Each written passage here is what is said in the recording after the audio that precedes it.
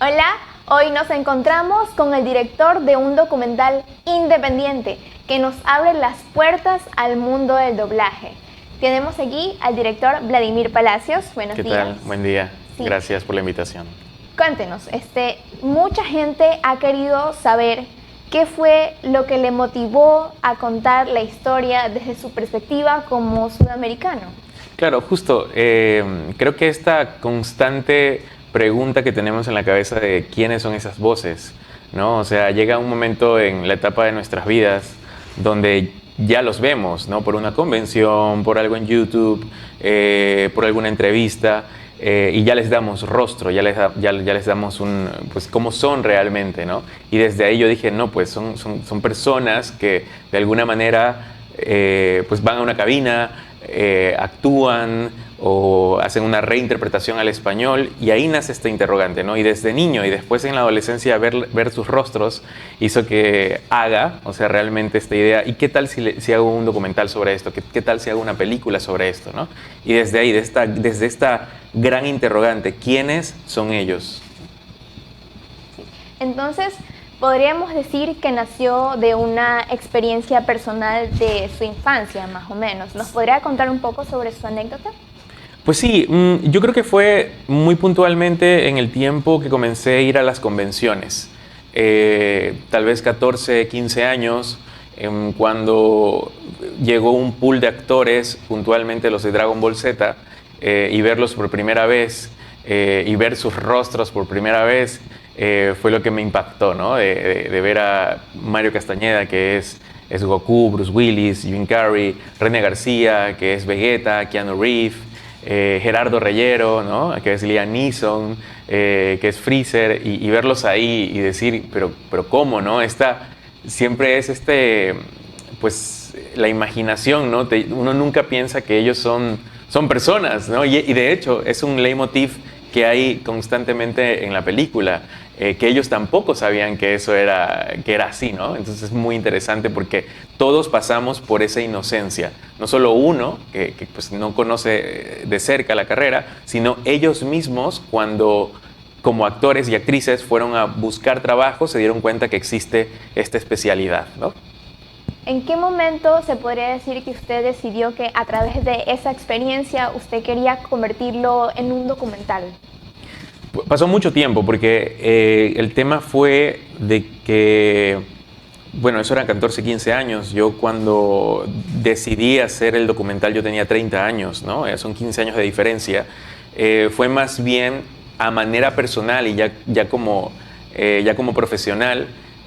Siempre quise hacer películas, ¿no? Puntualmente iniciar con documentales.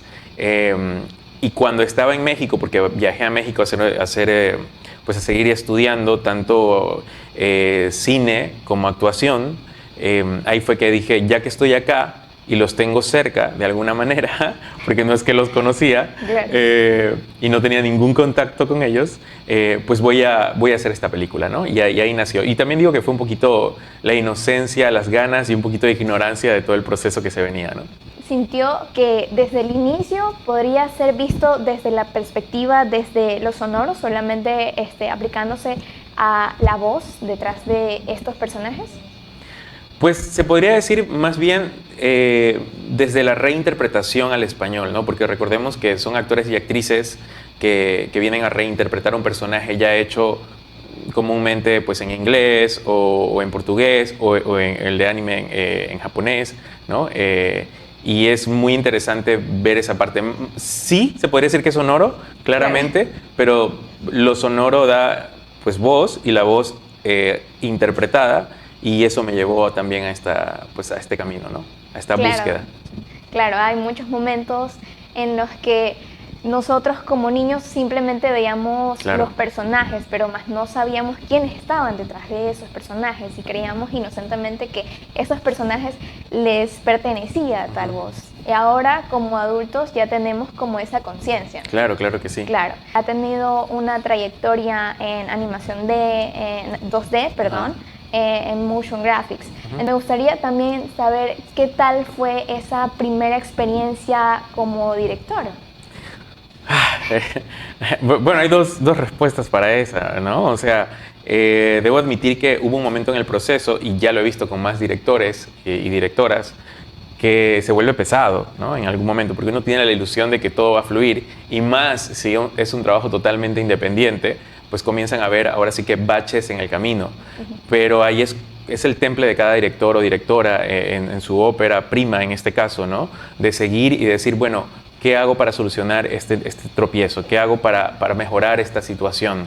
¿No? Entonces creo que fue un proceso de resiliencia también, de seguir y seguir, ¿no? Y la segunda etapa, como te decía, vendría a ser ya pues el resultado, ¿no? Verlo por primera vez casi a inicios de este 2025 en una pantalla grande sobre Reforma en la Ciudad de México fue bastante, pues la retribución, ¿no? De decir, sí se puede, aquí estamos, ¿no? En una gran pantalla está mi película, ¿no?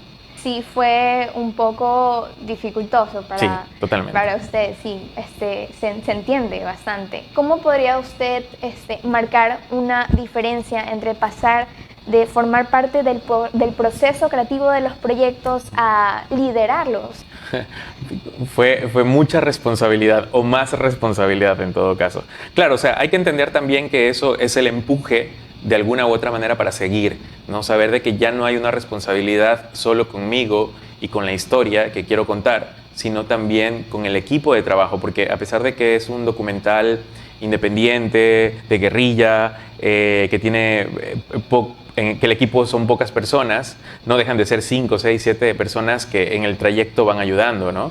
Entonces, también es una responsabilidad con el otro, y creo que eso de alguna manera se ajusta a la manera de no solo dirigir, sino de pensar en lo que estás haciendo para hacerlo mejor. ¿Hubo algún momento en el que usted dijo como esto no puede ser para mí? Sí, totalmente, porque hay tropiezos, ¿no? O sea, que tú dices, híjole, ya llegué hasta acá, ¿cómo hago para seguir? Porque también hay una cosa también de... A ver, tengo un background, ¿no? Como justo artista digital, diseñador gráfico, comunicador, ¿no? Entonces, y aparte, pues, soy una persona que también trata de que las cosas salgan lo mejor posible. Y al ver que no estaba saliendo como estaba en mi cabeza, hizo muchas veces de que me quiera rendir. Pero eso no quiere decir, y la verdad, la película no está... George Lucas dijo una vez, no me comparo con él, pero me viene a mi cabeza que él hace poco se creó toda la tecnología que él hubiera querido tener cuando creó las películas, las primeras. Entonces, él dice que solo de las primeras películas que lo catapultaron en la historia, ¿no? Los primeros episodios, solo está el 10% de lo que él hubiera querido, ¿no? Entonces tú dices, no hay manera, ¿cómo puede ser posible si son épicas esas películas? Cambiaron la historia del cine, ¿no? Entonces, claro, para mí no es el 10%, es un poco más, pero no está todo lo que yo hubiera querido, pero lo que está lo respeto y sé que fue todo lo que necesitaba el documental para que tenga pues este término y que se pueda ver en una gran pantalla, ¿no? Me comentaba que parte del proceso fue que la película no estaba saliendo como usted lo tenía planeado anteriormente. Entonces, respecto a esas decisiones y a esas interrupciones o todos los baches que pudo haber en ese momento, ¿usted me podría decir que mucho de ese proceso le ayudó a tomar decisiones más en lo que respecta a lo visual? Sí, justo, un poco más a lo visual, más que lo narrativo, porque hay que tener claro, o sea, lo importante siempre en una película o reportaje o lo que estés haciendo o blog es la historia, el storytelling, es lo que importa, el inicio, desarrollo y desenlace. Eso estaba claro en su mayoría. Hubo momentos porque faltaba cierto contenido, pero sin embargo lo que funcionaba para crear una narrativa concisa. Entonces eso hizo que igual también la película siga. O sea, la narrativa estaba, lo que faltaba era justo parte tal vez de archivo, de documentación, que por A o B motivo no lo tenía a la mano.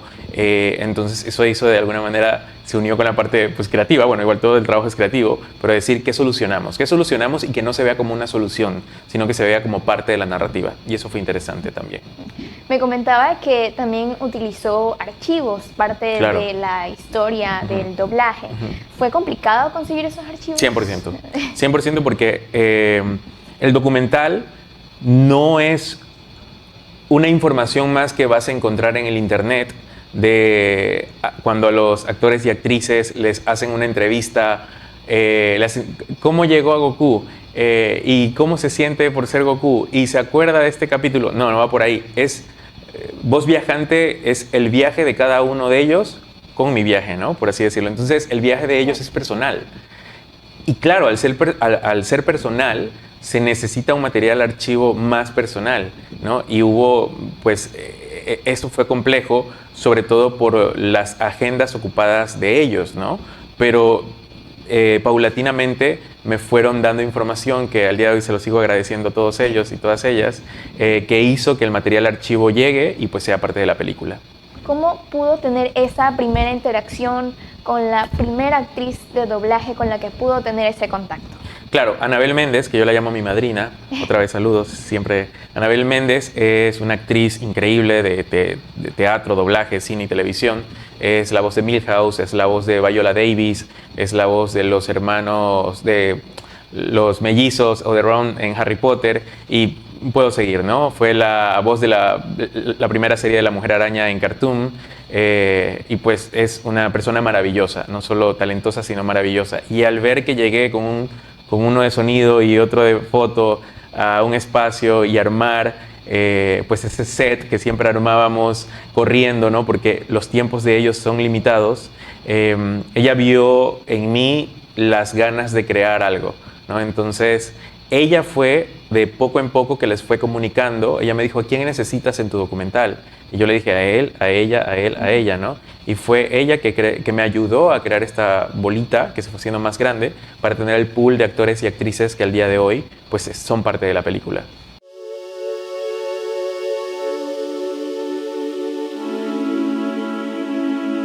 Respetable público, ahora tendré el honor de presentarles. Pues mi padre, él fue actor y él llegaba con sus loops, porque si eran loops, los pedazos de película cortados, llegaba con muchos a la casa. Hasta ese momento, a mis 24 años, dije: ¿es en serio que detrás de las series y caricaturas que yo disfrutaba por televisión había actores mexicanos dándole sus voces? La vocecita para arriba. La vocecita para abajo. No sé, todo lo nasal, como el cerrito. El cerdito de uno y todo eso. Ajá, jugar. Yo me enamoré de eso. Hasta la fecha, me siguen saliendo voces que yo ni conocía, risas que yo ni conocía, personajes que ni me imaginaba, y van saliendo, van surgiendo solitos, sin buscarlos. Y me dijo: pues si quieres, ven mañana, te invito a que veas una grabación. ¿Qué estás grabando? Y me dice: Los Pitufos, que era una de mis series favoritas. Y empecé a hablar como yo hablo. Y así: Fray, ay, ¿qué pasa? Fray, ya déjame de molestar. Ay, Bender, otra vez estás haciendo tonterías. Ay, vámonos a la nave Planet Express. Cuando yo mando, ordeno como Lila. Cuando yo me quejo como Lila. Yo soy muy como Lila. Es decir, cuando Vegeta llega a mi vida, Dragon Ball no era Dragon Ball. Dragon Ball era una serie más que hacíamos, era un trabajo más. Y a mí me agarró así, pasando al pasillo, me dijo: a ver tú, ven, hazme este casting. Seguramente lo hizo pensando que no me iba a quedar. Dijo: él ni lo conozco, ni ha de ser bueno. ¿Qué digo? A lo mejor no lo era, pero el punto es, no era su favorito para el personaje. Generalmente los insertos se traducen. Berlín, 1936. Cuidado con el perro. Peligro.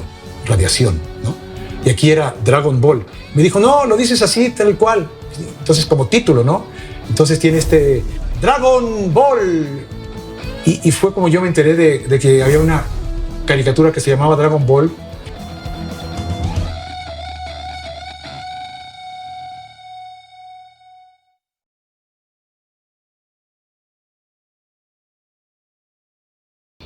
Teniendo en cuenta que acabamos de ver el tráiler del documental Voz Viajante, aparte de que ya fue su estreno tanto en México como en Guayaquil, Ecuador, cuéntenos, ¿qué mensaje usted quisiera que el documental deje en el público?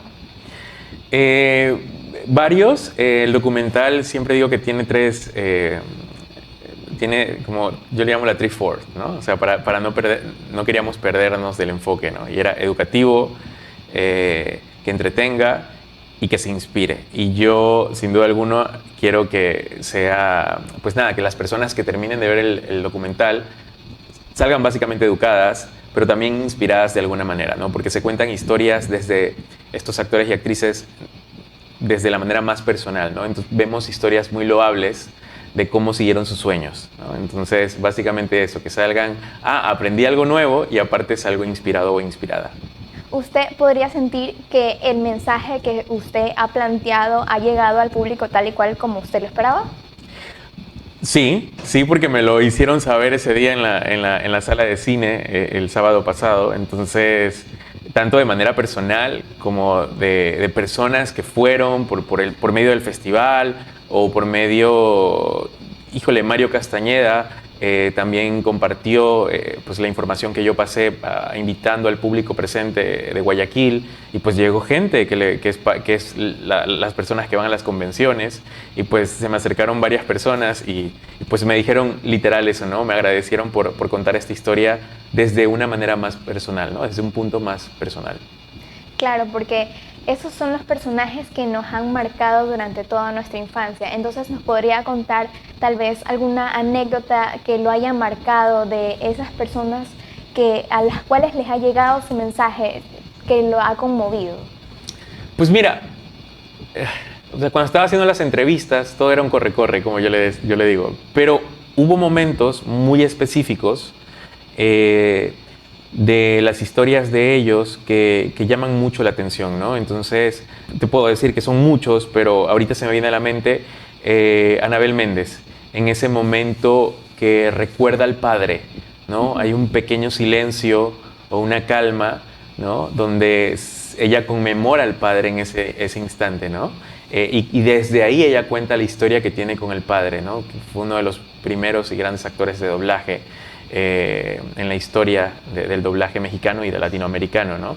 Esa parte de alguna manera llenó el set improvisado que teníamos para que la entrevista fluya, y fluyó de tal manera que se volvió 100% personal, ¿no? Tenemos en cuenta que para grabar este gran proyecto usted tuvo que haber pasado por muchos estudios, por mucha práctica. Entonces, teniendo en cuenta ese detalle, sabemos que usted fue graduado de Faxo, ¿verdad? Sí. Entonces, ¿qué aprendizaje o experiencias de esta etapa usted considera que influyó en este gran proyecto? Gran pregunta. Mira, la realidad es que la academia existe por algo, ¿no? La academia, yo siempre digo que existe por comunidad, ¿no? Por el tema, más que conocimiento, comunidad. Pero puedo decir que igual, cuando uno estudia periodismo, yo siempre digo, el camino del periodista tiene varias aristas, ¿no? Pero el camino natural de un periodista también es volverse documentalista, ¿no? Entonces, creo yo que si de alguna manera indirecta el tiempo que estudié aquí, después de 15, 16 años haciendo la película, puede ser el sentido investigativo, ¿no? A un periodista se le enseña a investigar con las preguntas adecuadas, en el momento adecuado, de la manera adecuada. Y yo creo que puede ser por ahí, de manera indirecta, esta conexión con la academia, con mi tiempo en Faxo, ¿no? De que el sentido de la investigación constante para llevar una pieza, sea de redacción, editorial, artículo, reportaje o en este caso un documental, de la mejor manera, ¿no? Entonces, ¿qué consejo le podría usted dar a un estudiante que en este momento está cursando la carrera de comunicación y desea incursar hacia el mundo del cine? Que haga comunidad. Tus compañeros y compañeras pueden ser una gran fuente de ayuda constante, ¿no? Y eventualmente pueden convertirse en tu gran equipo, en tu gran pues grupo con el que siempre vas a estar creando constantemente. Y a su vez siempre va a haber un maestro o maestra que te puede dar esa guía, y no necesariamente, y se puede convertir en tu mentor sin que ella o él lo sepa, y que siempre escúchalo o escúchala, porque de ahí vas a obtener pues su sabiduría, ¿no? Y después esa sabiduría de alguna u otra manera se va a ver plasmada en tu camino como director directora en este caso de cine. Frente a esa nostalgia, ¿cómo ha sido para usted volver a la facultad, ya no como un estudiante, sino como un profesional en este caso? Pues fue muy, muy interesante. Justo entrando yo decía, se parece sí se parece un poquito todavía a la Faxo de esos tiempos, pero en forma, ¿no? En fondo, obviamente tiene una nueva historia, ¿no? Que justo me estaban contando, ¿no? Tiene nuevos espacios o espacios reformados y pues nada, ha sido algo muy emocional volver acá, sí. Para culminar esta gran entrevista, señor Vladimir, si alguien que no ha visto el documental y si le pregunta por qué debería verlo, ¿cómo usted le respondería? Porque es un viaje de emociones y nostalgia que te va a rememorar todos esos momentos de felicidad cuando eras niño, niña, adolescente, y vas a salir con una sonrisa y con un sentimiento de viví aquí un documental que me abrió los ojos de una u otra manera y fui feliz. Muchísimas gracias, señor Vladimir Palacios, director de Voz Viajante, un documental que nos transporta nuevamente a las voces que nos han marcado. Les recomendamos ver este documental y muchas gracias por acompañarnos el día de hoy. A ustedes muchísimas gracias. Te informó Faxo Culture. Síguenos en nuestras redes sociales como Faxo UG.